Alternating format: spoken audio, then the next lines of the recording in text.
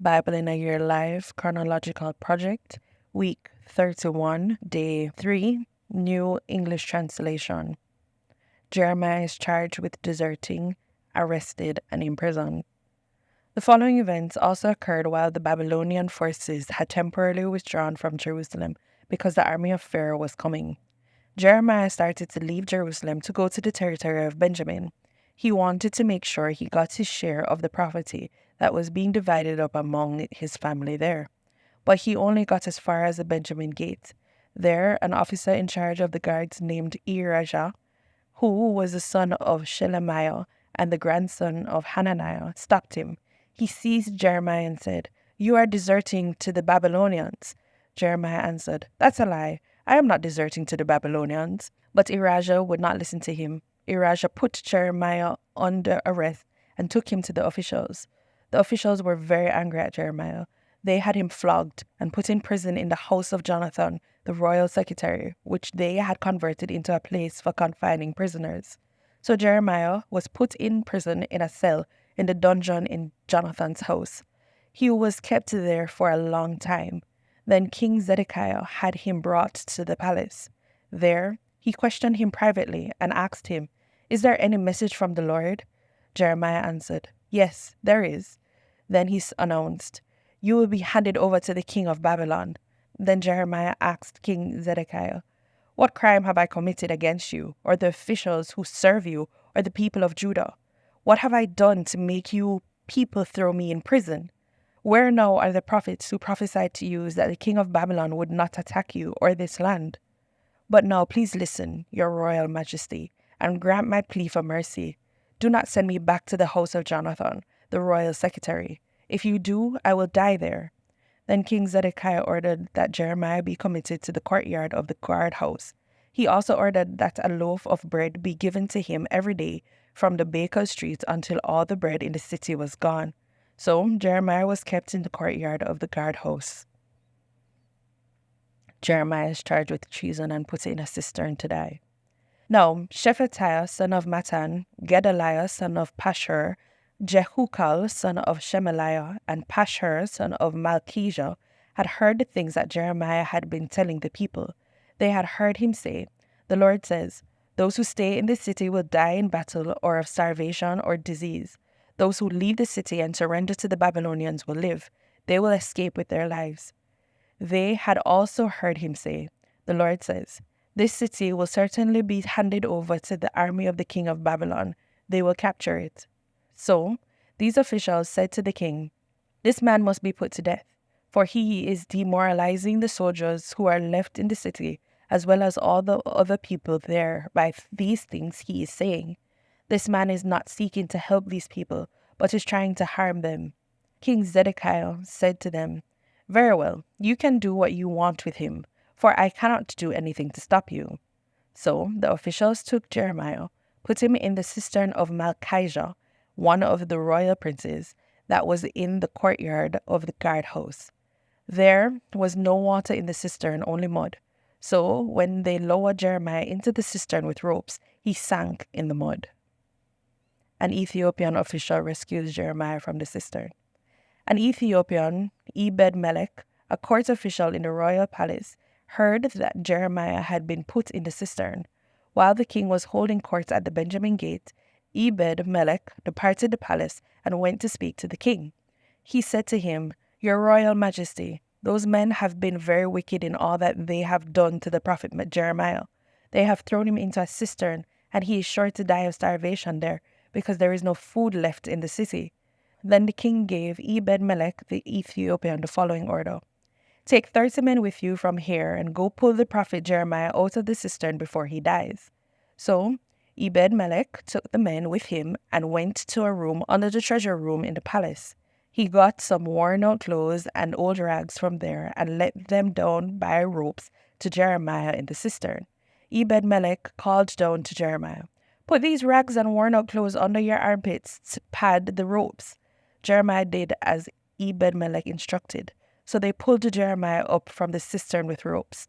Jeremiah, however, still remained confined to the courtyard of the guardhouse. Jeremiah responds to Zedekiah's request for secret advice. Some time later, Zedekiah sent and had Jeremiah brought to him at the third entrance of the Lord's temple. The king said to Jeremiah, I would like to ask you a question. Do not hide anything from me when you answer. Jeremiah said to Zedekiah, If I answer you, you will certainly kill me. If I give you advice, you will not listen to me. So King Zedekiah made a secret promise to Jeremiah and sealed it with an oath. He promised, As surely as the Lord lives, who has given us life and breath, I promise you this, I will not kill you or hand you over to those men who want to kill you. Then Jeremiah said to Zedekiah, The Lord, the God who rules over all, the God of Israel says, You must surrender to the officers of the king of Babylon. If you do, your life will be spared, and the city will not be burned down. Indeed, you and your whole family will be spared. But if you do not surrender to the officers of the king of Babylon, the city will be handed over to the Babylonians, and they will burn it down. You yourself will not escape from them. Then King Zedekiah said to Jeremiah, I am afraid of the Judeans who have deserted to the Babylonians. The Babylonians might hand me over to them, and they will torture me. Then Jeremiah answered, You will not be handed over to them. Please, obey the Lord by doing what I have been telling you. Then all will go well with you, and your life will be spared. But if you refuse to surrender, the Lord has shown me a vision of what will happen. Here is what I saw. All the women who are left in the royal palace of Judah will be led out to the officers of the king of Babylon. They will taunt you, saying, Your trusted friends misled you. They have gotten the best of you. Now that your feet are stuck in the mud, they have turned their backs on you. All your wives and your children will be turned over to the Babylonians. You yourself will not escape from them, but will be captured by the king of Babylon. The city will be burnt down. Then Zedekiah told Jeremiah, Do not let anyone know about the conversation we have had. If you do, you will die. The officials may hear that I have talked with you. They may come to you and say, Tell us what you said to the king and what the king said to you. Do not hide anything from us. If you do, we will kill you. If they do this, tell them, I was pleading with the king not to send me back to die in the dungeon of Jonathan's house. All the officials did indeed come and question Jeremiah. He told them exactly what the king had instructed him to say. They stopped questioning him any further because no one had actually heard their conversation. So Jeremiah remained confined in the courtyard of the guardhouse until the day Jerusalem was captured. The fall of Jerusalem and its aftermath. The following events occurred when Jerusalem was captured. A vision of God's glory. In the 30th year, on the 5th day of the 4th month, while I was among the exiles at the Kibar River, the heavens opened and I saw a vision. On the 5th day of the month, it was the 5th year of King Jehoiachin's exile. The word of the Lord came to the priest Ezekiel, the son of Buzi, at the Kibar River in the land of the Babylonians. The hand of the Lord came on him there. As I watched, I noticed a windstorm coming from the north, an enormous cloud with lightning flashing, such that bright light rimmed it and came from it like glowing amber from the middle of a fire. In the fire were what looked like 4 living beings. In their appearance they had human form, but each had 4 faces and 4 wings. Their legs were straight, but the soles of their feet were like calves' feet. They gleamed like polished bronze. They had human hands under their wings on their 4 sides. As for the faces and wings of the 4 of them, their wings touched each other. They did not turn as they moved, but went straight ahead. Their faces had this appearance. Each of the 4 had the face of a man, with the face of a lion on the right, the face of an ox on the left, and also the face of an eagle. Their wings were spread out above them. Each had 2 wings touching the wings of one of the other beings on either side, and 2 wings covering their bodies. Each moved straight ahead. Wherever the spirit would go, they would go, without turning as they went. In the middle of the living beings was something like burning coals of fire, or like torches. It moved back and forth among the living beings. It was bright, and lightning was flashing out of the fire. The living beings moved backward and forward as quickly as flashes of lightning. Then I looked, and I saw 1 wheel on the ground beside each of the 4 beings. The appearance of the wheels and their construction was like gleaming jasper, and all 4 wheels looked alike.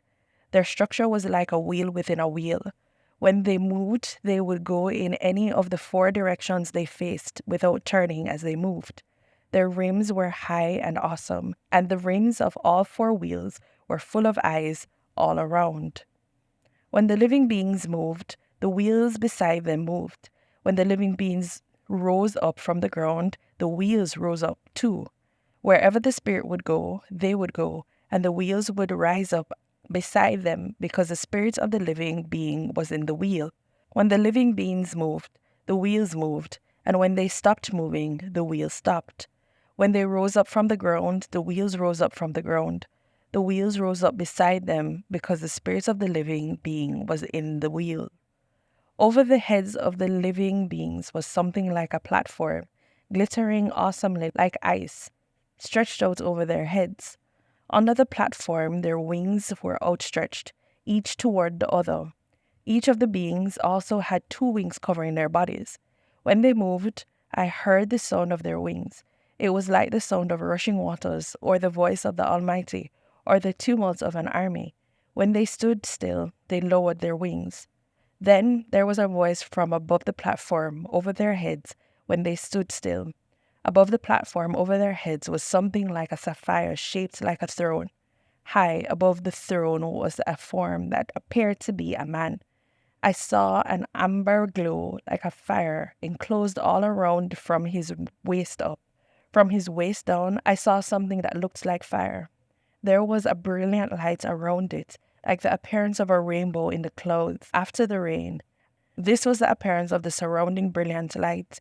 It looked like the glory of the Lord. When I saw it, I threw myself face down and heard a voice speaking. Ezekiel's commission. He said to me, "Son of man, stand on your feet, and I will speak with you." As he spoke to me, a wind came into me and stood me on my feet, and I heard one speaking to me. He said to me, "Son of man, I am sending you to the house of Israel, to rebellious nations who have rebelled against me.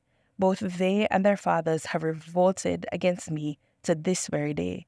The people to whom I am sending you are obstinate and hard-hearted, and you must say to them, 'This is what the sovereign Lord says.' And as for them, whether they listen or not, for they are a rebellious host, they will know that a prophet has been among them. But you, son of man, do not fear them, and do not fear their words, even though briars and thorns surround you, and you live among scorpions.